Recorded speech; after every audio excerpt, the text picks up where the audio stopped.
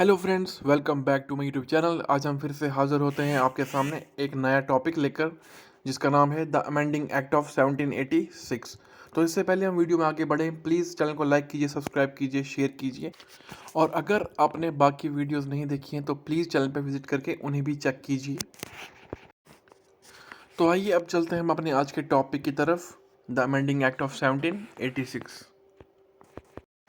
तो आइए चलते हैं ईयर 1773 में, जहाँ पे लॉर्ड वॉरेन हेस्टिंग को गवर्नर जनरल ऑफ बंगाल की पोस्ट पे अपॉइंट किया जाता है बाय द ब्रिटिश गवर्नमेंट।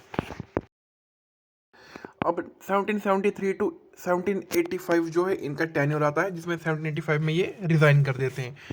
अब इस टेन्योर में हम देख सकते हैं कि मल्टीपल अमेंडमेंट्स होते हैं एक्ट्स में, जिनसे कि जो गवर्नर जनरल की पावर्स हैं उन्हें कर्टिल किया जाता है। अब उन एक्ट्स के थ्रू क्या क्या किया जाता है ये आप हमारे चैनल पे जाके बाकी वीडियोस में चेक कर सकते हैं। पूरी डिटेल वीडियोस वहाँ पे हमने अपलोड कर रखी हैं, तो प्लीज़ उन्हें चेक कीजिए ताकि आपको अच्छे से ये टॉपिक समझ आए। तो हमने देखा कि कैसे governor general and supreme court के बीच में कन्फ्लिक्ट्स रहती हैं over decisions, over powers. And again governor general and उनकी काउंसिल के बीच भी टसल रहती है कुछ डिसीजंस को लेकर, जिस कारण गवर्नर जनरल अपने फंक्शंस को प्रॉपरली इंजॉय नहीं कर पाते, अपनी पावर्स को इंजॉय नहीं कर पाते एंड डिसीजन मेकिंग में डिलेज होते हैं या डिसीजन कई बार नहीं ले पाते। तो इन्हीं सब इश्यूज के चलते 1785 में लॉर्ड वॉरेन हेस्टिंग अपनी पोस्ट से रिज़ाइन कर देते हैं। उसके बाद जो ब्रिटिश गवर्नमेंट है वह अब इंडिया में किसी strong and capable governor general को भेजना चाहती है, जिसके लिए वो प्रपोजल देती है लॉर्ड कॉर्नवालिस को।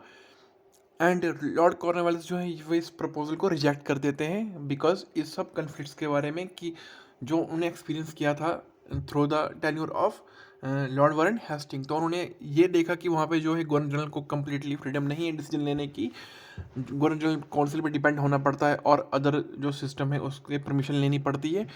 तो उन्होंने कुछ शर्तें रख दी ब्रिटिश गवर्नमेंट के साथ कि ये हमारी शर्तें हैं, अगर आप इनको फुलफिल करते हैं तो मैं इंडिया जाने के लिए तैयार हूँ as a governor general of Bengal.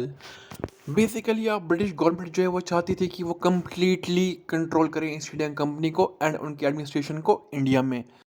साथ ही साथ वो एक सेंट्रलाइज कंट्रोल चाहते थे ईस्ट इंडिया कंपनी पे, उसके एडमिनिस्ट्रेशन पे इंडिया में, कि वो चाहते थे कि एक ऐसे इंसान को गवर्नर जनरल बना के भेजा जाए जो कि गवर्नमेंट के बिहाफ पे ईस्ट इंडिया कंपनी को कंट्रोल करे। एंड इन्हीं सब के बाद लॉर्ड कार्नवालिस के जो प्रीवियस रिकॉर्ड हैं उनके बेस पे उन्हें जो है इस पोस्ट के लिए सेलेक्ट किया जाता है। तो अब सेलेक्ट किया जाता है बट वो रिजेक्ट कर देते हैं एंड फाइनली जो है गवर्नमेंट एक प्रपोजल के साथ आती है जिसमें उनकी शर्तें कुछ मानी जाती हैं एंड कुछ ब्रिटिश गवर्नमेंट अपनी तरफ से भी कुछ पॉइंट्स रखती हैं। एंड ये कंबाइंड जो ये एक डॉक्यूमेंट होता है कुछ प्रोविजंस का, इसे ही हम कहते हैं द अमेंडिंग एक्ट ऑफ 1786। अब ये जो बिल है एक्ट ऑफ 1786, इसे ब्रिटिश पार्लियामेंट में लाया जाता है by the prime minister William pet. And हम ये कह सकते हैं कि जो कॉर्नवालिस थे वो उन्हीं की फर्स्ट चॉइस थे to be the governor general of Bengal.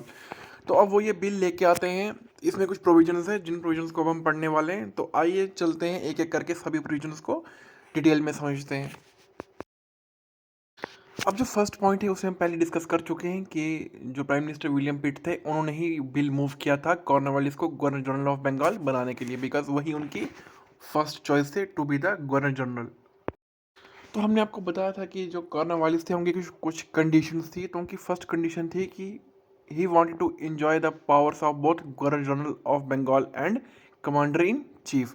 That means वो गवर्नर जनरल की पोस्ट भी रखना चाहते थे एंड साथ ही साथ वो मिलिट्री को भी ऑपरेट करना चाहते थे इंडिपेंडेंटली। तो फाइनली उनकी ये डिमांड जो है फुलफिल की जाती है एंड जिसके अकॉर्डिंग जो पोस्ट ऑफ जीजी एंड कमांडर इन चीफ जो है वो वेस्ट की जाती है एक ही पर्सन में। दैट मीन्स दोनों पोस्ट्स को जो अलग अलग थी उन्हें कंबाइन करके एक ही पोस्ट बना दिया जाता है। नेक्स्ट प्रोविजन है गवर्नर जनरल ओवरराइडिंग द जीजी काउंसिल। अब जो उन्होंने डिमांड की थी कंडीशंस में कि उन्हें गवर्नर जनरल काउंसिल के ऊपर कंट्रोल चाहिए, दैट मीन्स कि वो अपने डिसीजन इंडिपेंडेंटली ले सकें बिना किसी के इंटरफेरेंस के, तो वो परमिशन जो है उन्हें ग्रांट कर दी जाती है। एंड साथ ही साथ अब वो वॉर्स एंड पीस जैसे मैटर्स को भी अपनी रिस्पॉन्सिबिलिटी पे खुद हैंडल कर सकते थे बिना किसी के इंटरवेंशन के, ये भी उन्हें फ्रीडम दी गई थी। अब ये जो सभी प्रोविजंस जिन्हें सिर्फ लॉर्ड कॉर्नवालिस को गवर्नर जनरल बनाने के लिए इंट्रोड्यूस किया गया था, इन्हें परमानेंट कर दिया जाता है through the act of 1793। And after that ये जो सभी प्रोविजंस हैं ये सभी गवर्नर जनरल्स के लिए एप्लीकेबल थे।